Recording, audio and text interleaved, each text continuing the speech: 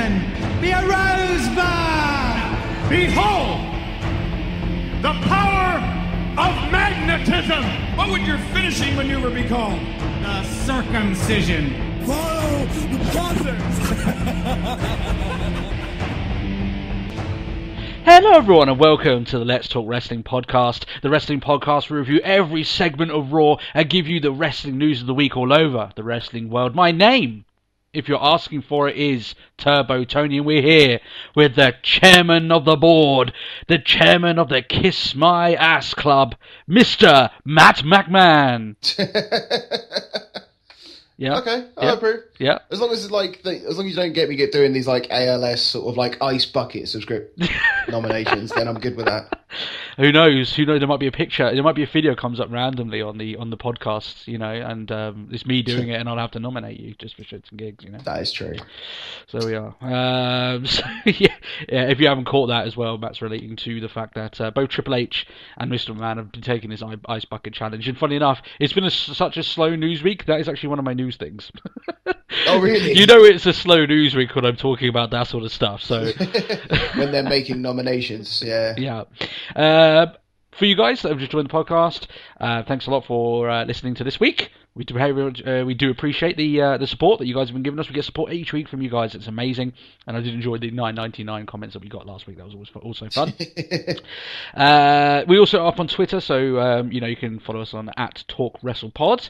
And a big thank you to the new subscribers. We're getting more subscribers the more the week goes up, like more new subscribers. It's getting awesome. And I just said, we broke the 70 mark, and now we're well on our way to getting 80. It's just, thank you guys. We're actually far ahead where we should be for a less than 40 episode podcast. So you guys are awesome. And I never asked you. I almost forgot before I went into the news. How are you? I'm good. Yes. I'm good, thanks. And I think it's safe to say I should probably stop watching Devitt videos. Yes. I guess that's what you're doing right now, is it? Yeah, I'll stop. We were talking about Prince Devitt, obviously, before the podcast, and we were looking through his various artistic representations of himself, I think is probably the best word. Yeah. Packed show for you guys this week. We've got the fail of the week, which we got. Which you guys liked. Matt knows about this week, so it should be fun. And I actually want to talk about the fail of the week first. I'm going to move it in just before the news, so that should be fun. We've got our news. We've got the no TNA review this week, but I do got some TNA news. There actually is some stuff going on about that. We have our Raw review, and we've got a Summerslam Predictions, so a packed show for you guys. Should enjoy a lot of stuff that we have to offer for you this week. And we might as well get started. So the fail of the week, which I know you guys have liked. We've covered Chris Jericho. We've covered the whole bull stuff that was Wrath. The Shockmaster. This week we moved to a guy who isn't exactly as gracious in the ring, and maybe this isn't actually his fault. Now this is an issue, right? This is a match that happened quite a few years ago. This is when Edge was still in its heyday. And Edge is wrestling. Against Edge, isn't it? Yeah, it's against Edge. And it's Edge against the Great Khali. Right, and you may be thinking that Khali's probably the one who's failed here, and to a degree he did. Okay, basically the whole match is, it's like an over the top, like a battle royal, Royal Rumble. Just wasn't it at the end? Wasn't it at the end of the battle royale? I think so, along those lines, or something like that. Or I'm not but sure. Then I don't know because there was a ref in the ring. So. Yeah, probably not. It probably was just that single match. That's why I remember it as anyway. But it's been so long ago now; it's hard to remember. So basically, you got to throw your opponent over the top rope. So Edge gets knocked down. He rolls outside the ring. Great Khali decides, you know what I'll do? I'll go over the top rope and I'll land on the floor. Because that's how I get in and out the ring. Yes. Now, commentary are bemused. Cole is like, but what? He should be eliminated, surely. And then King's like, the King's scrambling of a way to kind of explain. He's like, no, you have to be thrown out of the ring. And yet, even then, when it continues on, I think Khali exits the ring twice, and Cole is at this point losing. He's losing his shit, and you can see the referee just but this isn't the finish. Yeah, it's one of those times where the finish is the reason why he didn't ring the bell is because that wasn't the way that the match was supposed to end. That was the point of it. I thought it was. But the thing is, I remember from when I used to referee, and it's literally just if it's not the finish, if they don't kick out, it's their fault. Yes. Surely exactly. it applies in a similar sort of fashion. You climbed out of the ring. Yeah. Exactly. That's the rules of it, isn't it? Like, I'm sure there's been a time in a Royal Rumble where someone has eliminated themselves and they counted it. So I don't see why it was funny because obviously they messed up. Well, not so much Edge messed up. I think Edge was trying to make the best of it. And Great When Khali. you're working with Great Khali, Yeah, exactly. It's not the best is quite difficult. Exactly. So yeah, quite hilarious. I think like the video that you can find a clip of on is like the Great Khali fucks up or something along those lines. I don't think it's all Khali's fault. I think it's partly also the ref's fault because you play to what's there, you know. So yeah, I think it's their fault. But it's quite funny. It's quite funny that even the commentary were picking up on it and they're going mad. I think the commentary is the most fun part of that whole fail. So a more recent fail. I think next week I'm going to have to go back to the WCW banks because they're ones the source of everything. The source of everything. Yeah, that's it. So we move on to our news of the week this week. So don't jump out of the Royal Rumble, you know, on your own because silly stuff. As you say. WWE, this is a slow news week, guys. I do apologise. There's literally nothing really interesting. Too much, not like the Alberto Del Rio release last week. That was hefty news. But now we've got the WWE have officially changed their network logo to, their logo to the network logo.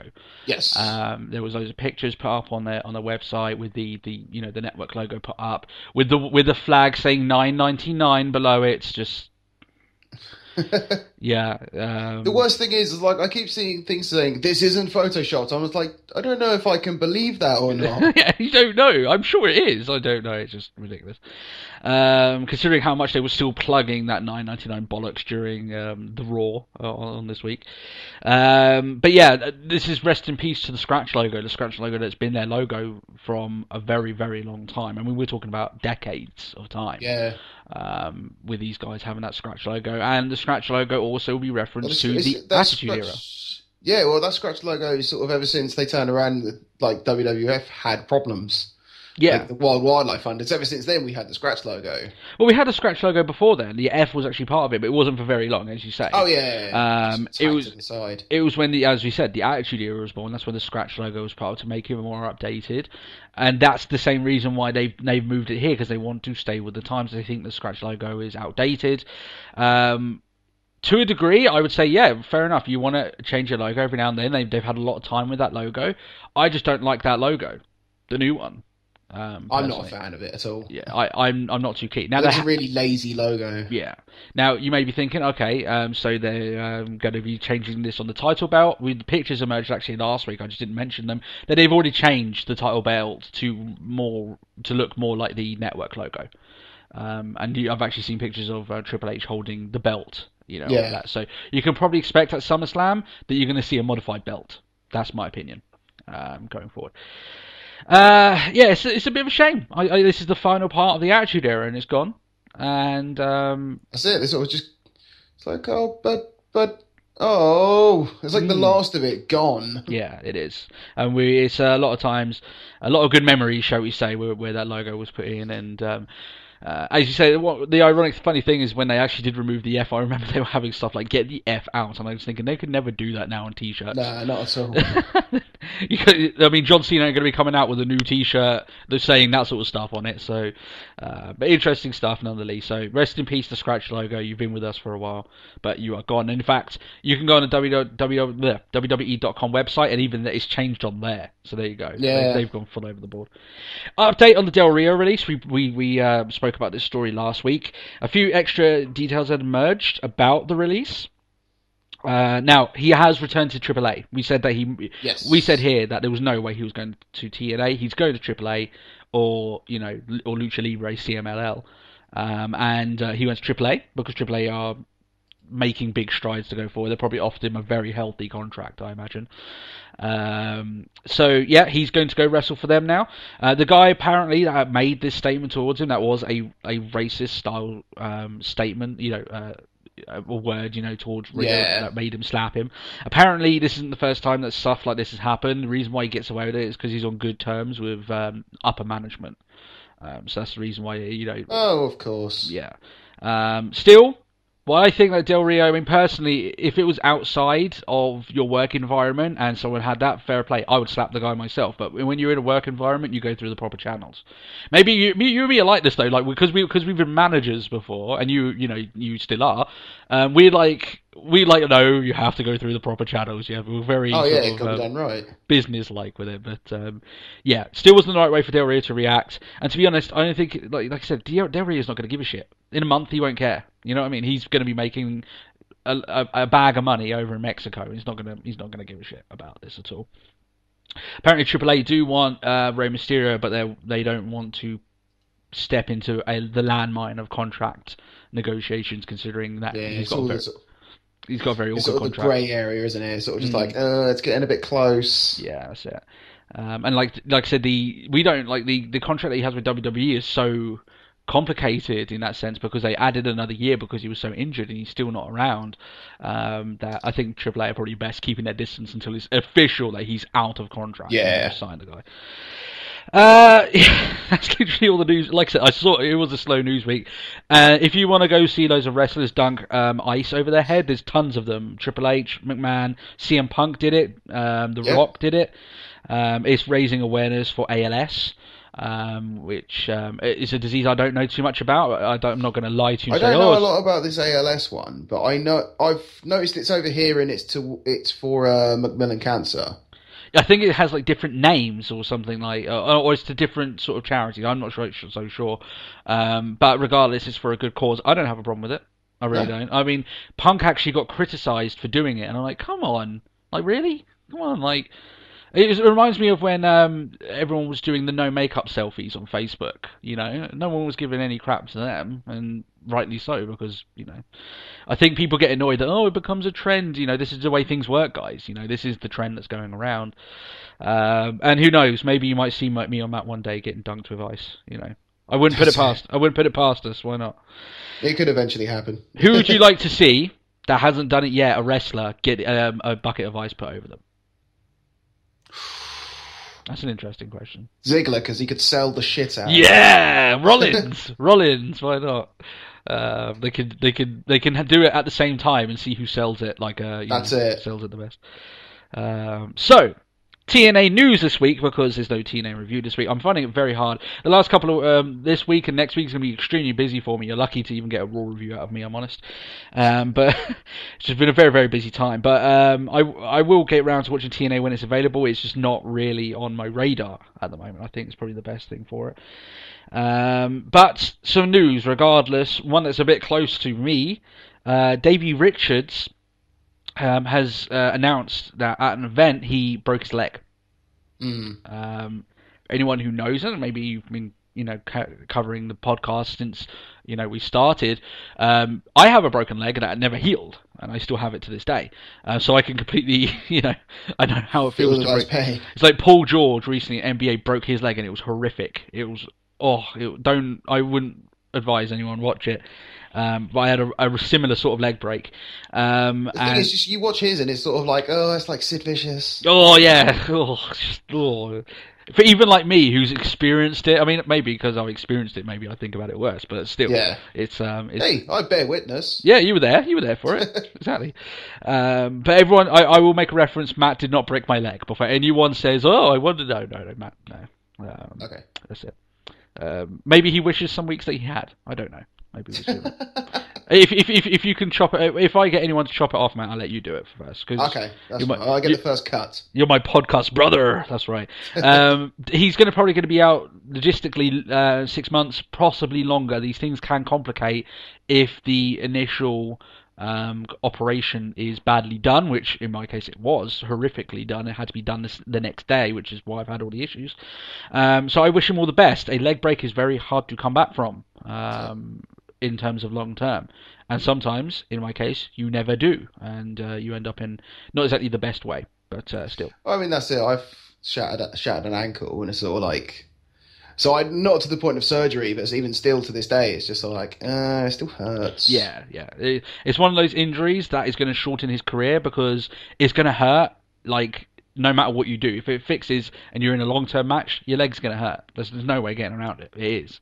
And It's a shame because the guy does a lot of good stuff in the ring. In fact, him and Eddie Edwards, in terms of the Wolves, have probably been doing some of the best wrestling in TNA at the moment. So it is a shame. Easily, yeah. And you got to think of Eddie Edwards. His tag team partner's out for 6 months.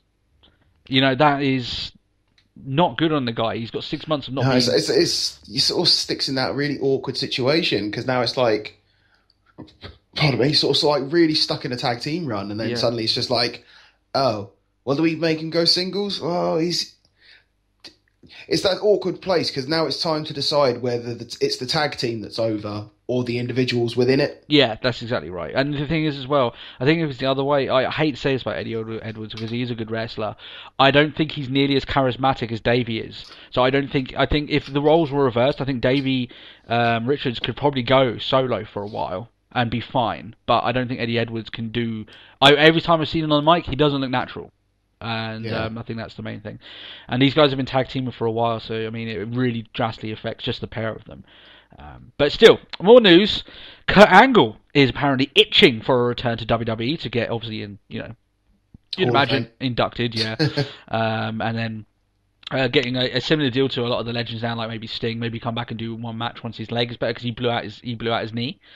So he's still injured, at the moment. That's why he's not wrestling in TNA. He's their authority figure.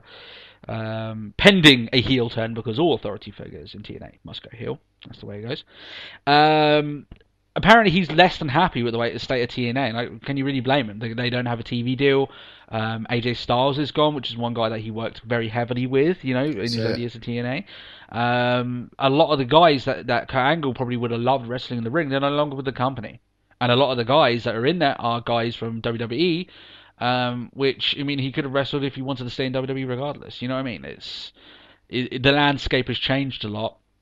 I don't think... I personally, I look at Kurt Angle and he seems to be going through the motions. The last few times I've seen him do it. Maybe he's more into it recently. But still, he seems to be there doing his promos, going through... He looks uninspired, I think is probably the best word. I think that's probably... So just like... Meh. Yeah. Just going through the motions. You look at Sting at the moment. That guy looks inspired. He really wants to work for WWE. He really wants to go and do all these things. In fact, today he's doing the roster reveal for the video game.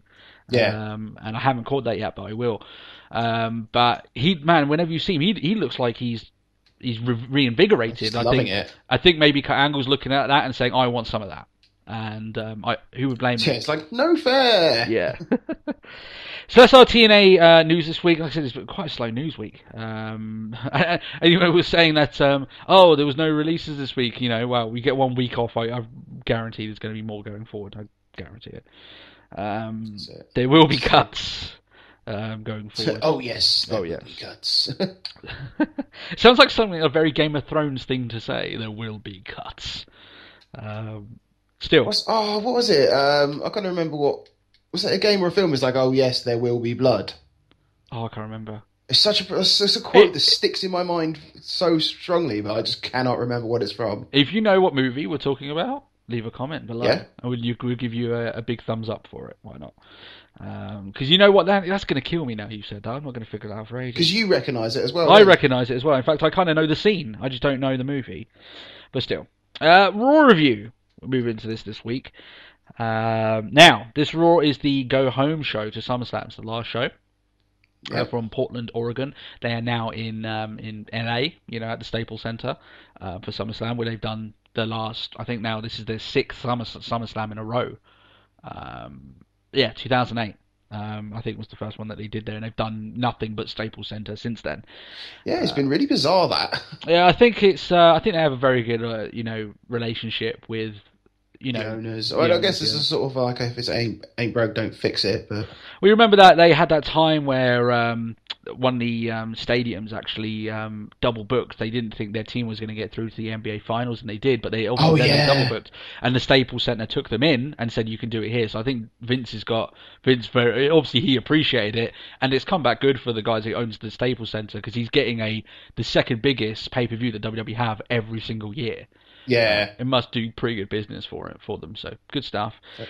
Thank you. I don't have an issue with it. I think it's a good enough stadium, and doesn't bother me in the slightest. I would like a SummerSlam back in Wembley Arena, but I am realistic, and I don't think that'll happen, so Yeah, we're not seeing that. We're not seeing that. In this show, there was no Nation 2.0. The word is apparently Big E's been wrestling even without the two other guys. So apparently they've dropped it. Yeah, apparently it's gone already. And I thought that was so bizarre to hear that. And I was like, oh. Makes sense. It seemed like maybe they were giving these three guys some sort of direction, and no, they're gone. They were literally together for 2 weeks. One of those weeks, they never actually announced their name. The second week, they never said anything, and they never did anything. So they just stood there. They just stood there. Not exactly the hottest start. I said that back then. It wasn't exactly, and they didn't come in, decimate the ring, and say we're here, and you got to take notice of us. It was them just. It was not like when the Nexus turned up. Yeah, nothing along those lines. It was very lackluster. No Stardust and Goldust, and the reason being is because their guys were wrestling someone else, and obviously they were very offended. Yeah, probably had a tantrum. Yeah. Just the sheer thought of it. They probably showed up to the thing, say, "Are we wrestling Rybaxel?" Say, "Actually, no, we've got Rybaxel against Roman Reigns." Oh, well, we're not wrestling tonight then. We only wrestle Rybaxel. That's the way it goes. You what? I booked them. It's like booking a tennis court and turning up someone else's playing. It's like, I booked this ages ago. Yeah, exactly. And that's so frustrating, I imagine, for them. And frustrating for us because we still have to keep watching their matches. I imagine they will wrestle each other again. And that'll be their next match, maybe. I don't know. Of course. It's ridiculous. Neither of them are booked for SummerSlam, which is fine because I don't want them anywhere close to each other. I don't want them in the same fucking show, let alone... Well, considering the map, considering the current card, I don't think we need a tag team match. No, it's very packed, isn't it? Yeah. We said that before. It's very, very packed. So let's get into the actual show. Like I said, this is the go-home show. The sell show, I think, is selling you for the a way to phrase it. Yeah. Yeah. So the show opens up with there's loads of presents all over the Titantron in the the yellow and red of Hulk Hogan. It's his birthday celebration, and they're building up to this the entire show, showing clips of his and stuff like that. And but it's not Hulk that opens the show; it's Brock Lesnar. Brock Lesnar and Paul Heyman. Lesnar sporting a brilliant "Eat, Sleep, Conquer" John Cena type T-shirt, which I quite like. I do enjoy that. But I think with someone like Lesnar, you can have one style of shirt, but you can easily just tweak it. Yeah, exactly. Eat, sleep, conquer. Who am I facing this time? Change it. And by tweak, we mean just a little bit of tweak that's relevant, not just changing it to a new colour. John Cena, okay? Yeah. Wendy's. Wendy's. The thing I quite liked is I saw a tweet and it was actually it was at Wendy's and it was just how Cena looks like Cena picks on Heath Slater for looking like the Wendy's girl, and now he looks like that. And Wendy's genuinely replied with "Slater's gonna slate." I've been seeing this loads. They've their Twitter. Whoever's holding their Twitter has been doing lots of wrestling style posts, and they've been brilliant. So go follow Wendy's because for some reason randomly it's become awesome. So, but I do like I said, his shirt is, I think, way more interesting than Cena. Cena's just another generic Cena one. Generic, yeah. Just same shirt, different colour. Yes, I mightily approve of that said merchandise, though. Of Lesnar's, not Cena's. But still, listen, while we might not like the shirts, they still sell like hotcakes. So I can understand why WWE pump them out every so often, because they do sell loads to all these kids. That's the number one shirt that gets bought. Every time. Mummy, I want a Cena shirt. Okay. And then when I was young, I wanted a Stone Cold T-shirt. Is that so wrong? I still want a Stone Cold shirt. So no, that's not wrong at all. I do have a Respect the Beard T-shirt. There we are. So you do, yes. So Heyman's back out. As you know, when Heyman is beside Brock Lesnar, he's on form. Very rarely he has That's it. Bring the gold. Yeah, exactly. And talking about him reinvigorated, man, he looks like this guy's been waiting for Lesnar to come back. Really, it does. Yeah. He says that he's out to speak to the C Nation, and that bad things happen to good people when they step into the ring with Brock Lesnar. I think he said that stuff before, but it's still good stuff. He says that Cena says that you can't see him, and he's right, because after SummerSlam, people won't see him anymore because Brock will beat him up so That's badly. it, because it was just sort of and then he faced The Rock, and then you didn't see him again. Yeah. And it's just listing all these people, and then you never saw him again. Yeah. One thing that I think is good for, I like the character of Brock, because he does genuinely seem like a guy that could kick the shit out of you. That's it. That's the one thing people don't seem to understand with the Brock Lesnar gimmick, is the fact that it works. If he wasn't a former UFC champion, I don't think his gimmick would work. Not to the extent that it does now. I think no, because it's just like it's a proper like prize.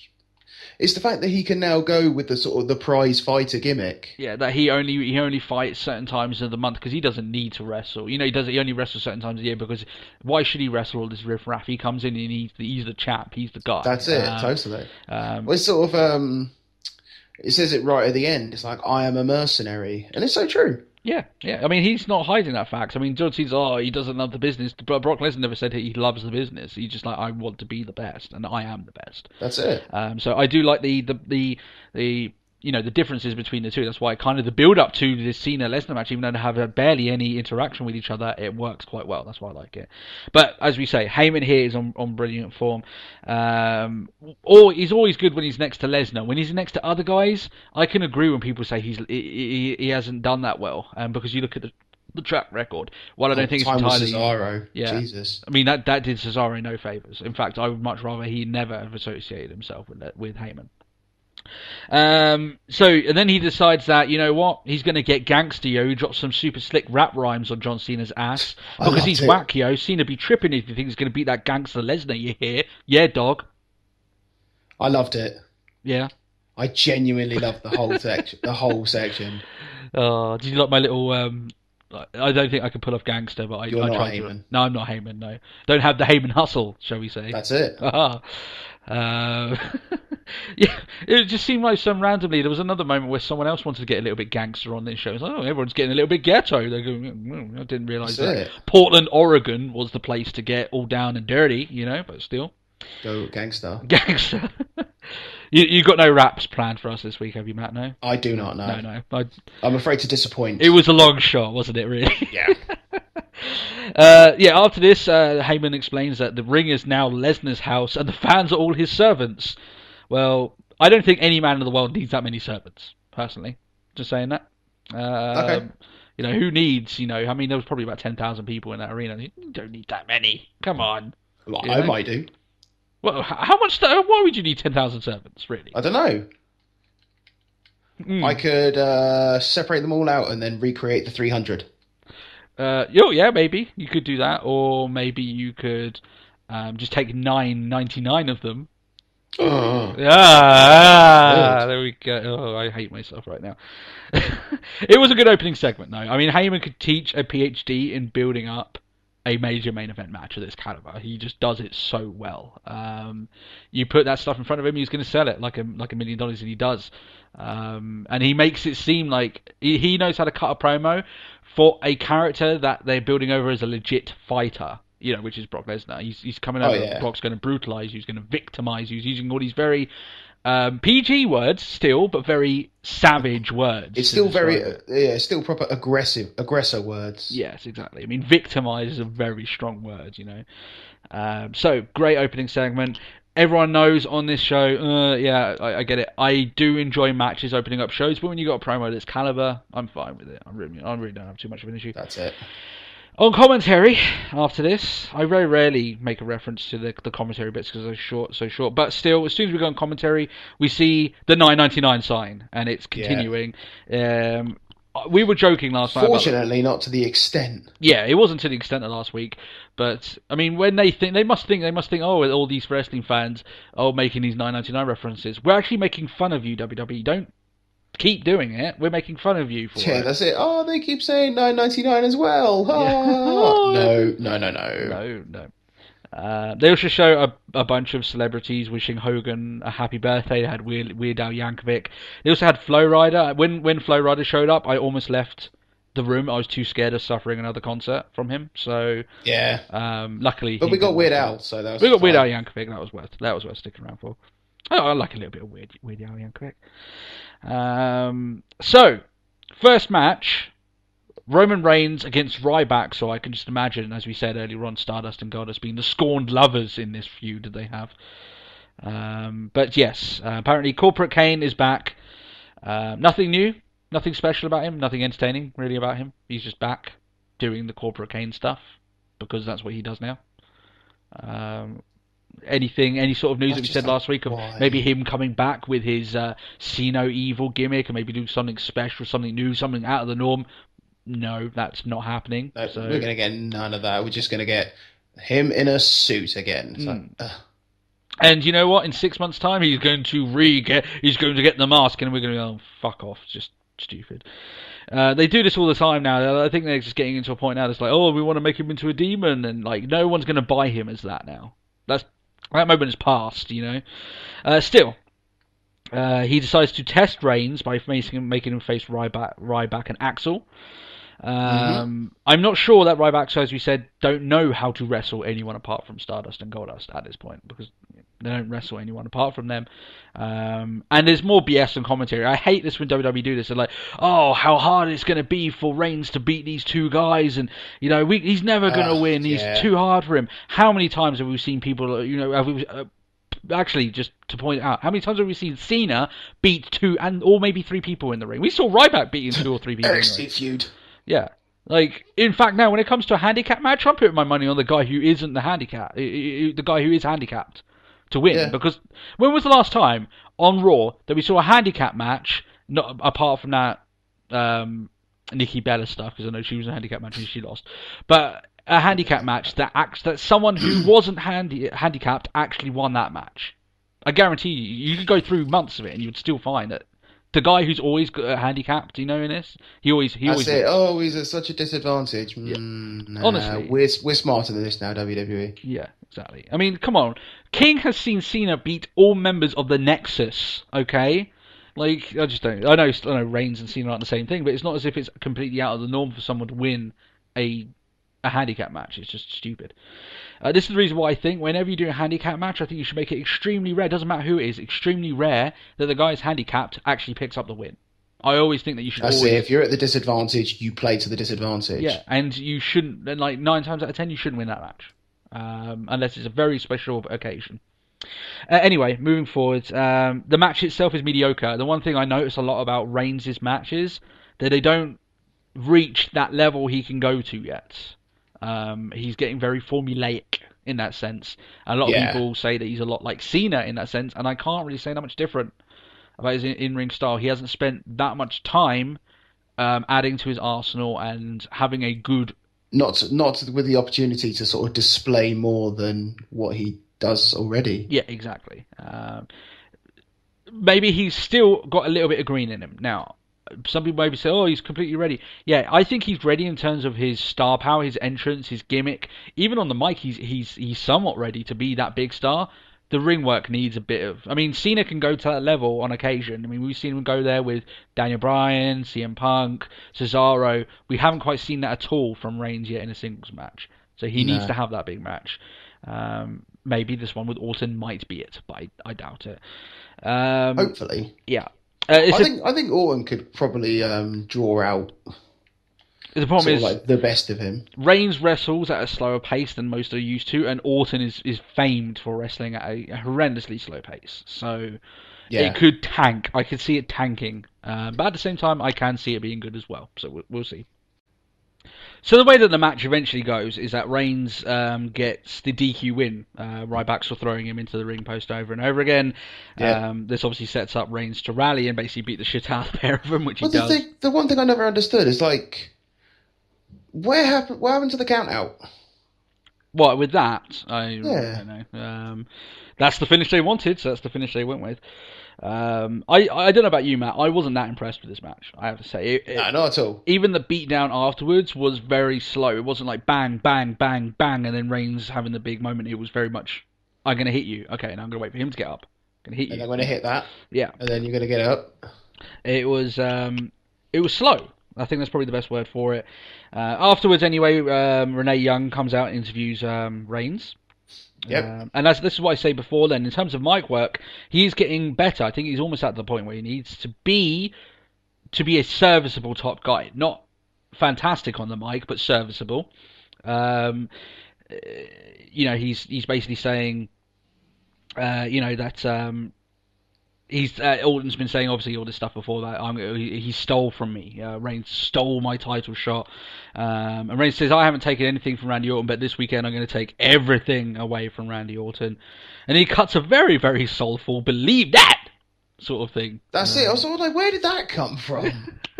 I was just half expecting maybe to put his hand on Renee. I heal you. I take the demon away, but no. Maybe believe that. Mm-hmm. It wasn't that long ago that we saw Big E going, yes, sir. So maybe, I just thought that was funny. Oh, yeah. I forgot about that. And then that ended, I don't know why they did that. It's strange. The crowd, what do I have to say? The crowd was still very hot on Reigns, and they have been all along. So one thing is, in terms of getting over the crowd, he's achieving that notion. So for all the criticisms that we can say in terms of we don't think he can get up to that level yet in terms of in-ring action, in terms of crowd response and actual mic work, I think he's all right. I think he's still a work in progress. Would you say that? Yeah, I don't think it's that difficult one, because I think all he needs is a couple more moves other than his signature. So it's pretty much everything in his arsenal is a signature, or it's like almost like an upper hand punch. Yeah. Like an uppercut. And it's kind of his thing. It's like his uppercuts, clotheslines, Superman punches and spears. Yeah, essentially, yeah. And he relies too much on his finishers at times to do the work for him. Like when he's fighting multiple people, it'll be Superman punch, Superman punch, Superman punch, Superman punch. Yeah, exactly. It just it dilutes it a little bit. But regardless, more moves on anyway in the ring, and this one thing, when we first saw Cena in the ring, he wasn't up to par, and it took a lot of time for him to get that part of his game up. Oh yeah. So, I think there's potential there in terms of that. So we'll see how it goes forward. I'd like to see Reigns possibly being put in the ring with someone who really knows what they're doing, and that way, it adds to his build-up. Can he have a Jericho feud? Yeah, maybe Jericho goes... Yeah, I very much doubt it, but a Jericho feud would probably help Reigns just as much as it would most likely is going to help Wyatt down the line.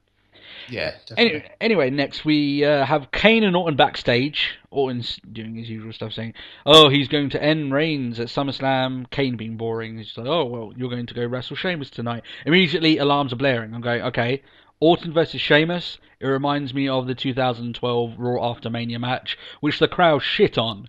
Oh yeah, totally. And this is also the same show that Orton forgot his lines. So, yeah, that's all I can think of was Orton forgetting his lines and then having all the random chants that went on during that match. I can't remember a match in recent memory that got shit on that bad. Maybe Big Show against Orton for the belt last year was shit on pretty bad. So that was quite a heavy shitting. Yeah.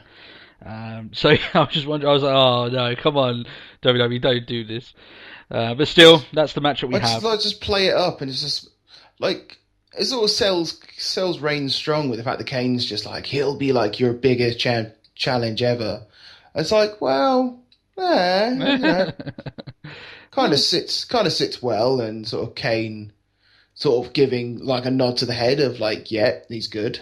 Yeah, but it's still just like.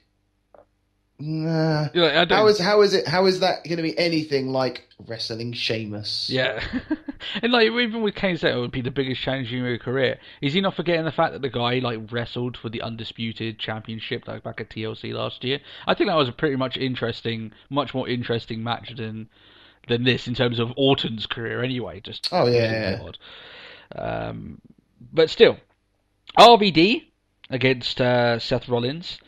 In the match that they should have had, yeah. Yeah, it occurred to me during this match how avid we were saying that the whole Ambrose versus Rollins thing has been like a blood feud. I mean, Ambrose wants to basically kill the guy; he wants to decimate him. Near enough, yeah. How avid it would be that in a blood feud like this at SummerSlam they had a first blood match. I guess it's the sacrifice of having a PG show. I guess because can't exactly blood up. But yeah, I just thought it'd be awesome, to end a blood feud in a first blood match. That would be quite sweet. Not a lumberjack match. I'm not that interested in a lumberjack match, personally. I'm not, and it's just like I've seen things sort of trying to sell it, sort of like, oh yeah, but this is why we have it, and it's just like I don't buy it. It's a bad pick. I don't. Have a cage match. Yeah, I thought a cage match would be much more appropriate, but cell match. Yeah, cell match. Anyway, this match, it's okay between Rollins and RVD. It's not great. It's okay. I'm desperate to see Rollins in a 30-minute match with someone that has the same conditioning as him, because you could tell RVD was pretty much spent by the time that this match was over, and it didn't go on. Which is kind of unfortunate, because like when RVD first came back, you were like, oh, he hasn't really skipped a beat, and then suddenly he's against like someone like Rollins, and it's like, Yeah, he's struggling. RVD is in decent shape, but there's no way that he's ever going to get the conditioning that Rollins is in at the moment. So I'm not so I don't want to seem like I'm digging on RVD, but I don't expect him to go 30 minutes with Rollins. He didn't go 10 minutes with Rollins here, but still, he seemed pretty spent at the end of it. Or maybe he was just, he was selling, getting the shit kicked out of him a bit, which he did here. I mean, like I said, there's only so long that RVD can go at his age. I think he's in good shape for his age. I really do. Yeah, definitely. Anyway, so Rollins gets the win here with the peace of mind. Which I was just thinking. Once they eventually start calling it that again, because there's like, curb stomp. I thought it was a peace of mind. Yeah, I think they're just going to go with curb stomp now. And I either way, it's fine with me. I don't think it's too much of an issue either way that they go with it. But as Rollins is celebrating on stage, he starts to get antsy. There's a big present on the stage. He's thinking, Ambrose is in there, and then he's like, nah, of course not. How can he be in that? Yeah. Exactly. Like Ambrose basically, as we say, he bursts out and attacks him, and then I realised why this match was at this first hour of the show, because obviously Ambrose is standing in that present for the first 30 minutes of the show. But still, it's different from someone hiding under the ring the entire time, so I give him that. That's true. So, yeah, obviously, they have a battle going from there, and I don't know I have here for Ambrose being such an unhinged guy, he managed to keep himself very still for the first, like I said, half an hour of the show. Very. What was he was in the cage? What he was in the present? In the present, yeah. Ambrose obviously they fight out the ring. Rollins gets out. He gets the hell out of Dodge. Because obviously with Paul Heyman being around to be the gangster, you dig. So that's it. I imagine he's getting. Well, they were in Brock Lesnar. They were playing in Brock Lesnar's house. Exactly. Yeah. Ambrose says anyway at SummerSlam, which you can get for $9.99, that he'll get his money's worth in beating him up. And and all I'm thinking of is, no, Ambrose, no, not you, don't do it. Don't you fall to the depths. Yes, and you're going to notice that everyone, doesn't matter if you're heel, your face, Even Hogan did it. Yeah, like it doesn't matter if you serve lunch and then never, at backstage and you never shown on camera. You're going to have to be required to say the words $9.99 in the next couple of months. That's it. How much is the sandwich? $9.99. Yeah. You're on contract to say that, aren't you? $9.99. I want someone to mod a Pokemon game and have the $9.99 Pokemon. And all they say is just $9.99 over again. So yeah, just I shook my head a bit, and I'm shaking my head every time they do this because they're forcing the issue so badly, and they're just beating it to death. They constantly keep going. They just keep saying $9.99, and all the wrestling fans are just shaking their heads. I think that's probably the best way to put it. Anyway, Stephanie McMahon is out next in a very infamous segment now at very least. Yes, this is very interesting. This is the one that most of the people have been talking about this week. So she's out. She brings out Daniel Bryan's physical therapist named Megan Miller. And, this person that we haven't seen before, obviously, she comes to the ring looking very nervous, to say. She explains that she's been trying hard, to get Daniel back in the ring, and that Daniel and Brie were very nice people, and everything like this. It's like, me and my boyfriend have had dinner with them before. It's like, oh, fuck off. Yeah. Then she says, then she kind of like tries to leave the ring. She doesn't want to say it. Steph's like, you have to say it. And she says, her boyfriend has left her because she's been having an affair with Daniel Bryan. And straight away, I am like, Claire Lynch. That is going on in my head immediately. That's it. It's just they've stolen a TNA story. Yeah, I thought the best joke that someone said is like a picture of Steph, and it's like, you went TNA, Steph. You never go full TNA. I thought that was a good that was a good statement. And the similarities to the Claire Lynch storyline, while dumbed down, because obviously Claire Lynch was going on with the fact that she was pregnant with AJ Styles' baby, so obviously they went a little bit further with it, but still.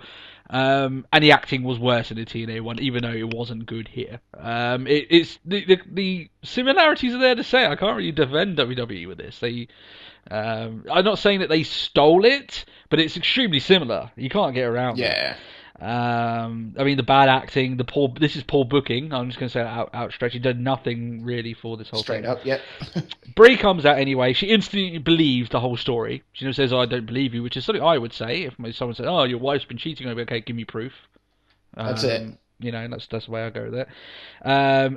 All the while, by the way, Steph is like playing up, and you can obviously tell that she's put this woman up to do it. This by the way that Steph goes, she's look at you, she's done it, and all this, and it's like, okay, you can obviously tell it's fake, but Brie, is this running alongside with the fact that like Stephanie McMahon was making sex yes? Yeah, exactly. So she slaps Megan Miller, the physiotherapist, and attacks Stephanie McMahon, puts her in the yes lock. The sloppiest looking yes lock. Yeah, it wasn't. I mean, Stephanie McMahon was also selling this like John Cena on the side of a turnbuckle, trying to wait for a tag. She looked like she was on the end of taking a massive shit. I'm just going to say that she was making the weirdest faces, but still, she's not a wrestler. I'll give her a little bit of a pass when it comes to that. Now we all know that brains isn't particularly the Bella's forte, but come on, trust your husband. Like, come on, I can still buy it. That part, I guess, the whole Brie Bella bit, I don't think is bad booking. Everyone's like, oh, it is bad booking. I can honestly buy that Brie is stupid enough to fall for that bullshit. So, yeah. When you look at it that way, you're kind of, oh, actually, well, fair enough. Now, as we said, a lot of fans have compared this to the infamous Claire Lynch angle in TNA, and like I said, I can't defend WWE. It is so similar. No, there's no way of saying no. It's not. But yeah, it is. Yeah, it is. It kind of is. And as I said, I don't think it was warranted. I don't think you needed this. I actually think it was a step back for the actual rivalry between them and the match that they were going to have. If this was the last of what we're going to see of Brie and Steph, I don't think it was what it could have been. And I don't think it's what it needed to be. Yeah, it wasn't. Now, she obviously gets arrested. She's trying to sell that she's very, very sad, and she's crying, and she doesn't do it nearly to the sort of believability that Steph did when she got arrested. But still, Brie's arrested, and the whole story is, she'll definitely be out before SummerSlam, and it's so personal now. And that's it. Oh, they've both been arrested. Oh. Yeah, that's it. I didn't enjoy the segment. It was very, very soap opera.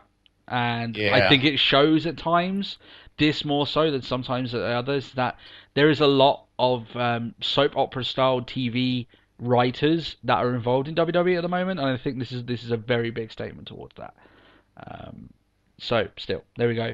The Megan Miller segment, it wasn't needed, it wasn't good, it wasn't warranted. I think that's probably the best word. Swagger is back. He's actually wrestling. Yeah, he hasn't wrestled in a while, funny enough. He's been doing a lot of segments with Rusev. Even Rusev's been having matches. Yeah. But it was his turn to have the match this week. Rusev had no match. And he was wrestling Cesaro. And how fortunes change. I mean, after Mania, Cesaro was on the rise. He was the Paul Heyman guy. Remember the big That's it. To consider that Cesaro won the feud. Yes, he did. Swagger he couldn't buy a match. He was losing matches all the time.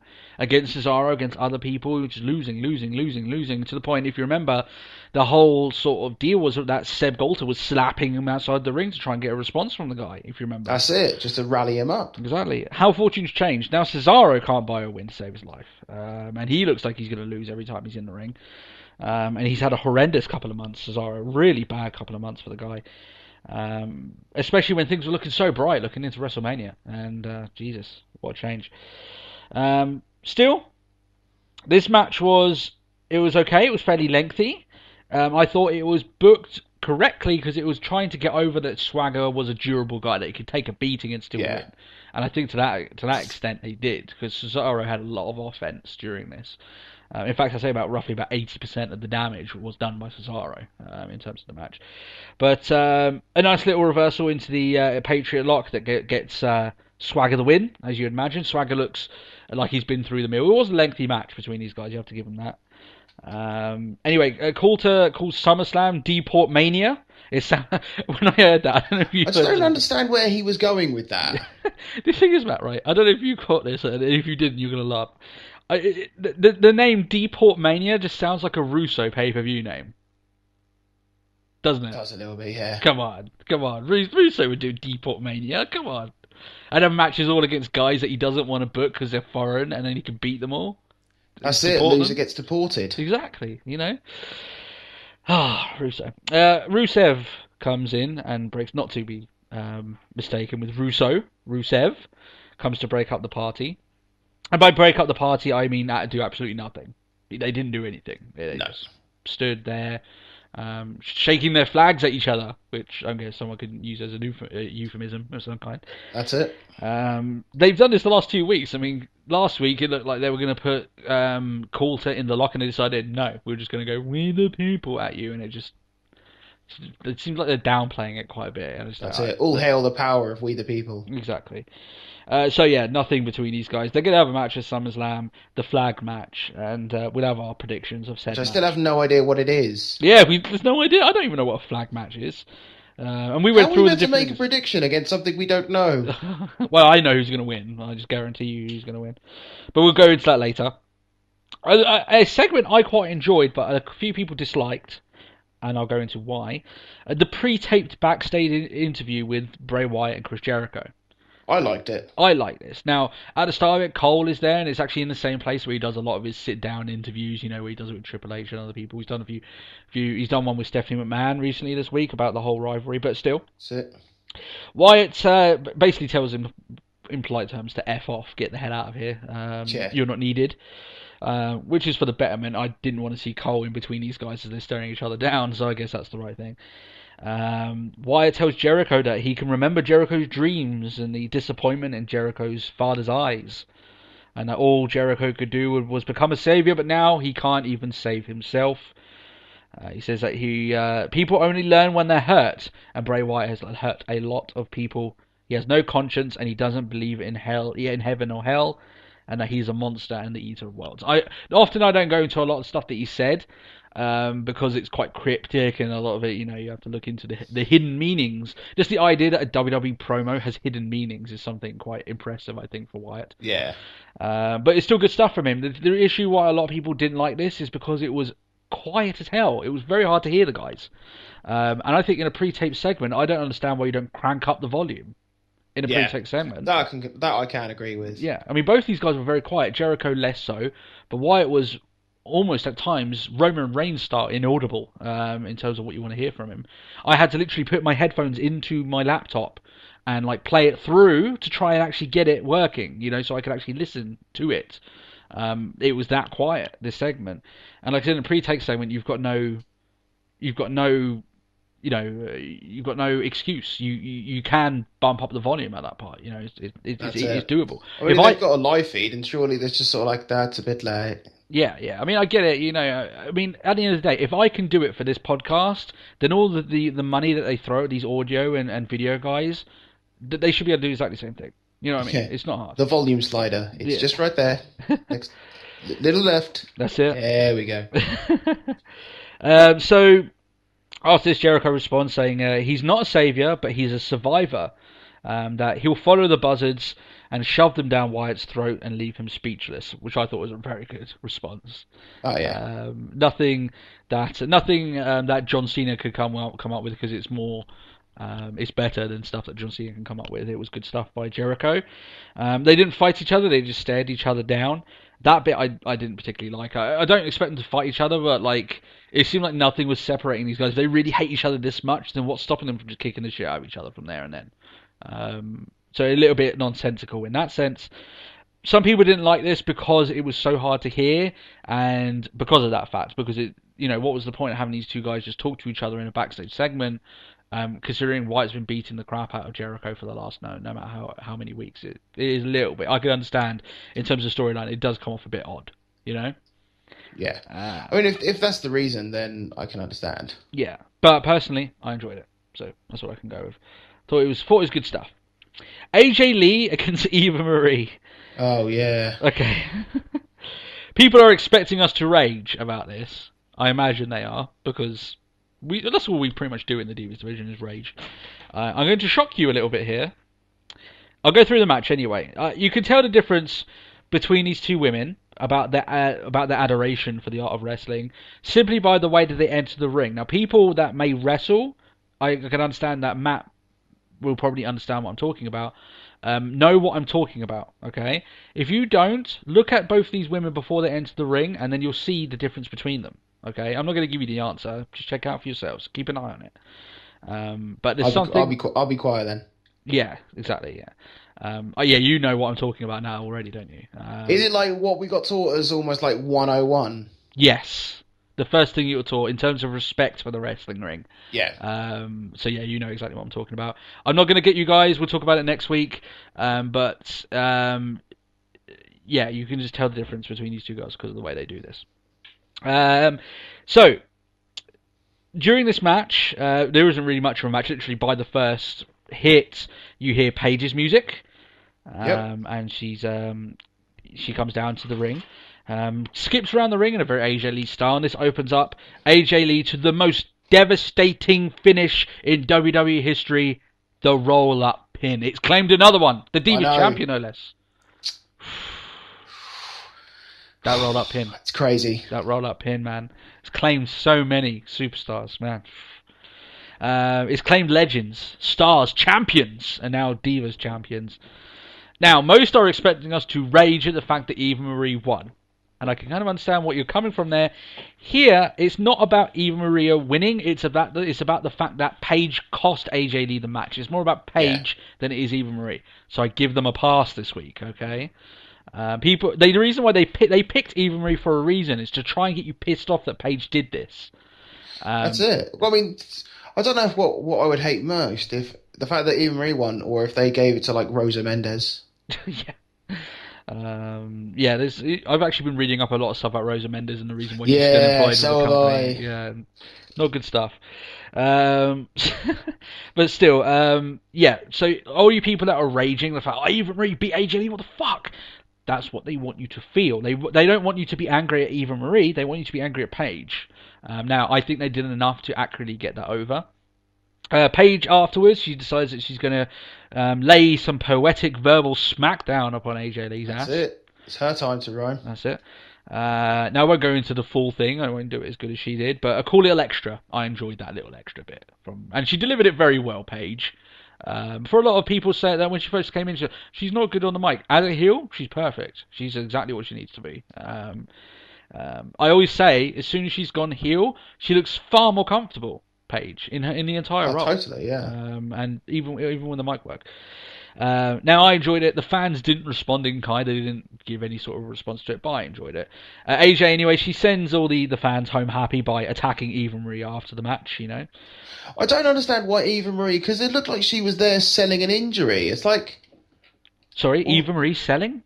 It's the fact that she was just sat there still, and it's like, for a second she was all, yay! And then the next thing I know, she's like, yeah. We spot her outside, her clutching her neck like she's like, I don't get this. Like she just Why took are you still here? Like she just took like a Black Widow, or something along those lines, or a Shining Wizard. Then you could sell it, but still. As I say, Eva Marie and selling, not on the same word. She did not sell this beating that well. Much to the same, when Nikki Bella was getting all those beat downs, and we were like, okay, if you're going to do it, do it, and they never really had the beat down. AJ Lee was giving her the beating, just Eva Marie just doesn't know how to sell. Yeah. And you know what, about that thing I said about the start of this match, if you know it, leave it to yourself, don't comment it. I want to give people a week to look at these girls' matches, and you'll realise what I'm talking about. It's not even in their matches. You could just before they get into the ring. You could just watch any of their matches. Yeah, exactly. But still, I just thought it was a bit of a tidbit, because as I watched this match, I kind of saw it, and it reminded me of that fact. And when me and Matt were trained to become wrestlers, I said, I didn't do so well. Matt was better than I was, but still, we were taught a certain thing as soon as we got in it, even before we were allowed to take any bumps. And it's surprising to me that Eva Marie wasn't taught that. Or maybe just doesn't have enough respect enough to do it. Maybe that's the case as well. We don't know. John Cena out next, as we said, sporting a brand new red T-shirt to add to his collection. I'm guessing he's running out of colours. I imagine. Has he not had red already? He's had red already, yeah. So, But this is a different red one. It's in like a cartoon style. I don't know if you noticed it. Yeah, I did notice it. All that stuff. But this is his new stuff. He's got the new wristbands and everything. I imagine the reason they made him debut it the week before SummerSlam is because they can sell all that merchandise at SummerSlam and make a killing. So I get that. Fair enough. In terms of merchandising, you don't have to debut it at a pay-per-view. You may as well get it on Raw. That way people are going to want to buy it. Leaving up to that. Makes sense to me. I was worried that John Cena was going to pull out the comedy card here, which he always does in all of his. That's it. Oh, this is a big feud. I better make him laugh. Yeah, I better cut a joke at my fan, my opponent's expense. He didn't do it, thank God. And it does. This is the one rivalry that he's had a recent memory that does not need a comedy segment attached to it, because no one's going to buy it. You know what I mean? You don't want to make fun of Brock Lesnar. You want to keep building him up as this tough son of a bitch. You don't want to cut jokes on him because you're going to get the shit kicked out of you. That's the way that you have to protect him as a character in that sense. Especially from John Cena's jokes. Just don't want that. I say that like he says that John Cena says that he's not unbeatable himself when he's talking about this. I thought that was a little bit of a joke with all the stuff that he just wins matches after matches after matches. That's it. Super Cena. Yeah. He goes through all the various catchphrases that the crowd have said of him. Cena sucks, you can't wrestle, and all this lot. And then he says, some people are here asking when I'm going to turn. And obviously all the a few people that haven't been burned enough by the rumours of Cena turning obviously this is a heel turn. No, he's never turning heel, guys. Okay, he's never turning heel. He's just going, I'm angry Cena. Yeah. He's basically he said here, he's going to become a Cena that he's never seen before. And I just want to reiterate to everyone, just to put it to bed, he's never going heel, ever. He's never going heel. Well, the one thing I don't like is the fact it's like, this Cena that you've never seen before. Didn't he give a similar, like, when he was feuding with Wyatt, to stop a monster, I have to become a monster. It's like, yeah, we've heard this all before, John. Yeah, it was exactly as you say.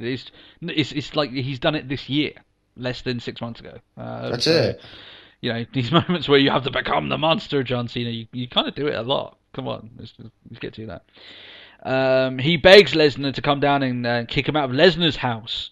And there's obviously no response. And actually, do you know one thing? We completely missed it out, and because Cena mentions must be too busy out at dinner, and I was just like, I'm taking Brock Lesnar out to dinner. And it's just like, the married couple. Yeah, this is his house, and he owns it, and I'm gonna buy him dinner. Yeah, I was like, oh dear. I was just come in and messed up his couch or something. I was like, oh, okay. That's it. I was like, that's when I got worried that it was going comedy style. I was like, no, come on, don't. He never went there. Drag it back. He never went full Cena, I think is probably the word I would say. But it was a good promo. I have to say, I thought it was good for Cena. And every now and then, especially with these sort of rivalries, he tends to come out with his better stuff. And because he didn't put out that comedy card, I will give him a thumbs up this week, Cena. So we'll see. No. Yeah. What about you? Were you happy with it, or did you thought it was a little bit too generic for your liking? It's still Cena. Yeah. It's still Cena in a feud. Yeah. I thought for the reference, even though I'm saying that Cena's promo was okay, still doesn't touch Heyman's promo. But no, not at all. Well, no one can touch Heyman's promo. Exactly. Heyman for promos. When he's standing next to Lesnar, of course, and against anyone else, he gets it. So are we allowed Lesnar versus Wyatt yet? Ooh, I would like that. That would be fun. No, I don't think it will happen. I'd like it, but I don't think the match would ever happen. No, it would never happen. Which is a shame, because I think Wyatt could be the face in that rivalry. I really do. People are going to want to see this crazy guy. He's scare the crap out of Lesnar. I mean, obviously, you don't want to book. Let's say that happens. You have a Wyatt against Lesnar storyline. Lesnar you don't sell the fact that he gets too scared, but he's a bit eerie, still weirded out by the guy. And then you could just sell the fact that Wyatt just wants to play mind games. Yeah, just complete mind fuck over Lesnar. Exactly. I would. Oh man, and the promos. Even when Lesnar's not there on a week, you can have Wyatt and Heyman just next to each other, just doing promos at each other. Oh, gold stuff. So, more celebrities wishing Hogan a happy birthday. The reason I made this I don't know. Yeah, there was a lot of people on this particular segment that I didn't actually know. What I think is quite funny is that you would never see these guys promoting Hogan's birthday if he was still in TNA. I think that's quite funny. Yeah, that the fact that it's because he's now got the WWE marker behind him, people are more referenced. I mean, the reason why that is not TNA shit, they can't do this. It's because WWE reach 4 times as many people on a weekly basis than TNA do. That's the bottom line. So people who want to get themselves out there and known, they're more likely to go to WWE because they have a higher amount of fans. It's basic math. So all these celebrities are more willing to go to WWE than TNA. It's just the way it goes. Like if WWE, for instance, were the only wrestling show around and they were only getting like 1 million views a week like TNA does, or even less than that, then even still those celebrities would be less inclined to put their name to this wrestling. I mean, it's getting their name out anyway. Brie Bella versus Stephanie McMahon, because Steph said we're going to end this tonight earlier on the show, so apparently this was the match. Everyone knew that this wasn't happening, and the fans knew it as well. Yeah. At the very beginning of the match, when Brie came out, there was no response from the crowd because they knew it wasn't happening. They knew the match wasn't going to happen. Not 6 days before the pay-per-view. Come on. Anyway, Stephanie comes out, not in wrestling gear. She explains that Megan Miller has pressed charges, and as we said earlier on, Brie is arrested, much like Steph was. Doesn't sell it nearly as well as Steph, but we said that earlier on anyway. Heath Slater against Dolph Ziggler. I bill this the win streak against the win streak. Oh, yeah. Slater is on a roll, and Ziggler's been winning matches after matches after matches. A clash of titans, some would say. I can't pull it off with a straight face, really. Miz is on commentary, being all Hollywood and shit. That's my new word for him, by the way. He's Hollywood and shit. Being all Hollywood and shit. He had his mic taken out during this by JBL. And during this entire bit, this is at the start of the match, there's absolutely no commentary on the actual match, even though Ziggler's doing all these, fantastic drop kicks and, putting on what I thought was a fairly decent enough match, to be honest. There was no actual commentary of that fact. Miz, I don't know about you, Matt. You may find him more annoying, which I guess is kind of the point. I find him much more entertaining in this style of gimmick than he ever has been in the last couple of years. I could agree. Yeah. But I still find him annoying. Yeah. That's the point, though. They're trying to make you think this guy's annoying because you want to get annoyed. I know psychology.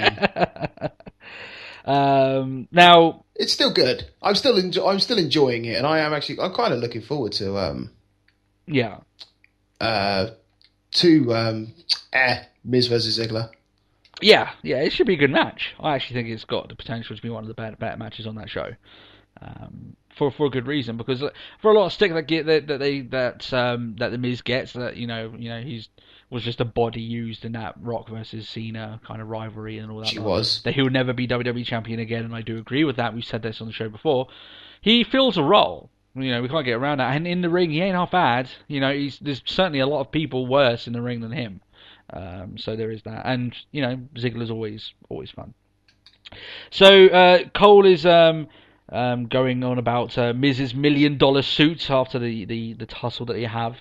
Now, I'm not a guy for expensive suits, but I mean, if a $1 million suit, if a suit costs that much, that thing must be filled with gemstones and gold for that price. Come on. That's it. I don't understand how you can price up a suit to be $1 million. Yeah, I'm a suit. I like suits. I like to suit up on occasion. I'm not. I do enjoy a good suit every now and then. That's it. But come on, $1 million suit. No one's going to buy that. Come on, no one. So anyway, he gets the distraction on Ziggler, and Slater gets the win. The streak continues. Slater is on the winning streak of a lifetime here. Ziggler then goes to congratulate Ziggler, and Slater goes to... I'm getting this all wrong. Ziggler goes to congratulate Slater, and Slater goes to kick him, only to get zigzagged.